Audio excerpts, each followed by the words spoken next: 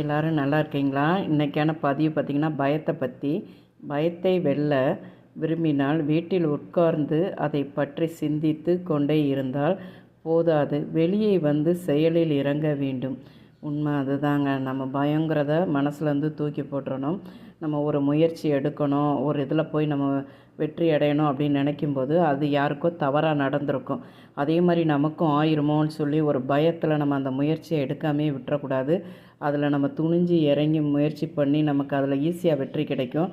அப்போ நினப்போம், இதுக்காக நம்ம போய் இவ்வளோ தூரம் பயந்து கற்பனை பண்ணிக்கிட்டு பயந்துக்கிட்டு நம்ம இருந்தோம், ஈஸியாக வெற்றி அடைஞ்சிட்டோமேன்னு நினைக்கும்போது நமக்கே ஒரு சந்தோஷம் கிடைக்கும். பார்த்துக்கோங்க, வாழ்க்கையில் எதுக்குமே நம்ம பயப்படக்கூடாதுங்க. எது நடந்தாலும் சரி, நம்ம அந்த வாழ்க்கையில் துணிஞ்சு தைரியமாக வாழணும். பார்த்துக்கோங்க, பயத்தை தூக்கி எறிஞ்சிடணும்.